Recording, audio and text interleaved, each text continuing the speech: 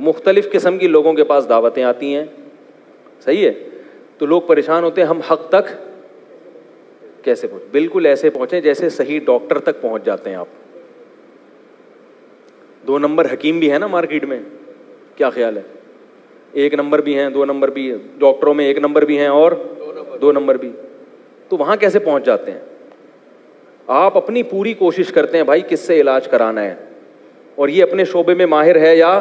سب سے پہلے بات, جس کے پاس ڈگری نہیں ہوگی اس کے پاس تو کبھی بھی نہیں جاؤ گے تو پرلے درجے کے احمق ہو, چاہے وہ کتنا بڑا فنٹر ہو. ایک حکیم آیا جامعۃ الرشید میں, کئی سال پرانی بات ہے, وہ چھوڑنا شروع کر دی اس نے لمبی, میں یہ اس نے کہا میں نے ایک ایسی نس ایجاد کی ہے سینے کے اندر, یعنی ایک سینے کے اندر ایک ایسی نالی ایجاد کی ہے جس کا ابھی تک ڈاکٹر کو بھی پتا.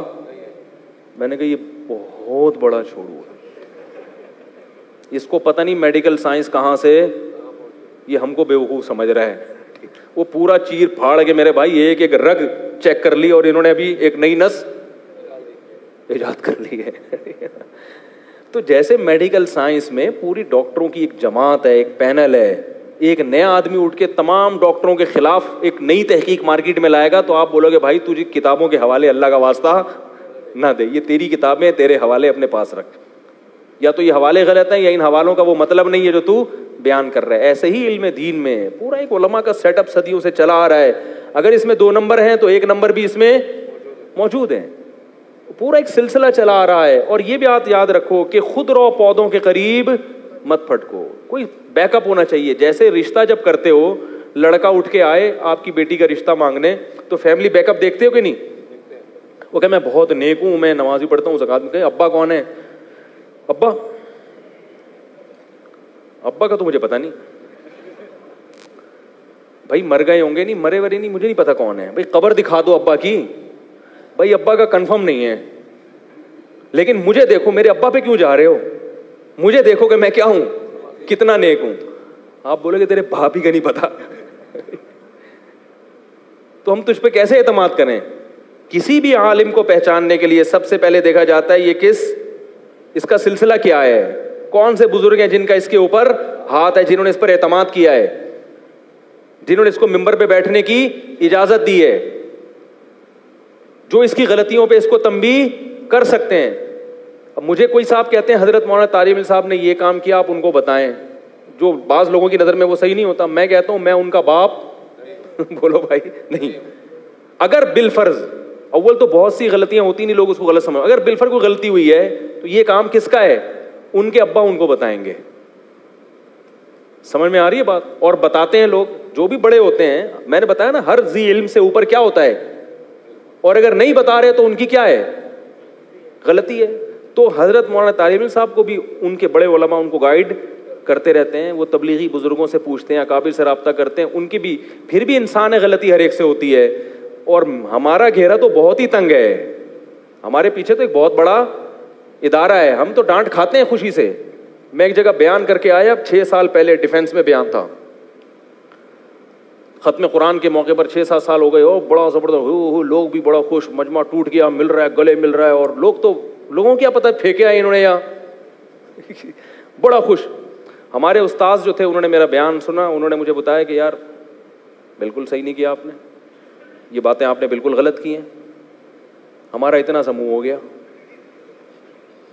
اس وقت ان کی وہ بات سمجھ میں نہیں آئی, لیکن بعد میں واقعی سمجھ میں آئی کہ انہوں نے کہا کہ آپ غلط ٹریک پہ ڈال رہے ہو لوگوں کو. ان کا تجربہ زیادہ, ان کا علم زیادہ. پبلک تو خوش ہو گئی, پبلک کو گرم کرنا, پبلک کو نعرے لگوانا یہ کوئی مشکل کام نہیں ہے. جتنی الٹی باتیں کرو گے پبلک اتنا ہی زیادہ خوش ہوگی. تو انہوں نے کہا یہ آپ مجھے سمجھایا انہوں نے بٹھا کے, تو الحمدللہ میں نے کہا ٹھیک ہے میں آئندہ یہ بات نہیں کروں گا. اور مجھے پتہ بھی چلا کہ بھائی صحیح کہہ رہے ہیں. تو یہ اندھی تقلید نہیں ہے, یہ جو بھی خاندانی ہوتا ہے نا اس کا کوئی نہ کوئی ابا, اس کو اندھی تقلید نہیں کہتے.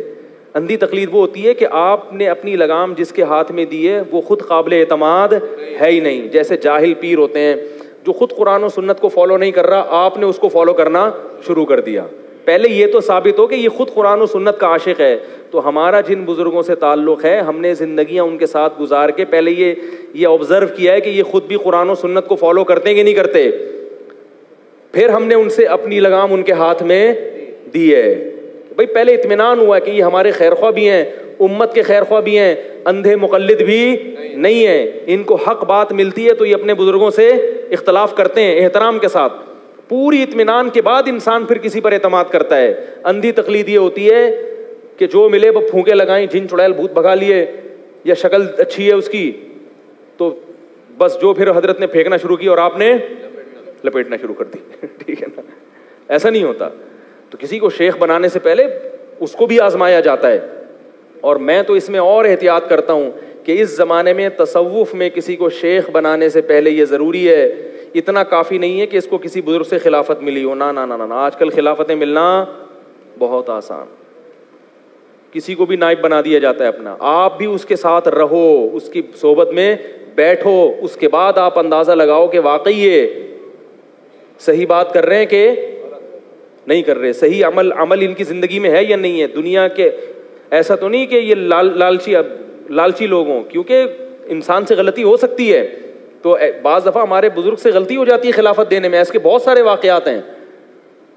تو اس لیے صرف خلافت ملنا کافی نہیں ہے, بلکہ آپ بھی اس پر بیٹھو اور اس پر اعتماد کرو کہ واقعی یہ نیک ہے یا نہیں. اور اتنا بھی کافی نہیں کہ نیک ہو, یہ بھی کہ آپ کو اس سے فائدہ بھی ہو رہا ہے کہ نہیں ہو رہا. بعض دفعہ ڈاکٹر اچھا ہوتا ہے مگر آپ کو فائدہ نہیں ہو رہا ہوتا, آپ کو محلے کے ایک اسپیشلسٹ سے فائدہ نہیں ہو رہا ہوتا اور محلے کے کسی چھوٹے موٹے حکیم سے فائدہ ہو جاتا ہے. تو انسان کا اپنا مزاج ہوتا ہے, اپنے اثرات ہوتے ہیں, یہ ہر چیز اثر کرتی ہے. تو جس کی مجلس میں بیٹھ کر فائدہ ہو رہا ہو اس پر انسان اعتماد کرے, اور بشرطے کہ اس کے پاس صحیح علم بھی ہو. یہ سب چیزیں جو ہے اس میں اثر کرتی ہیں. کہاں سے کہاں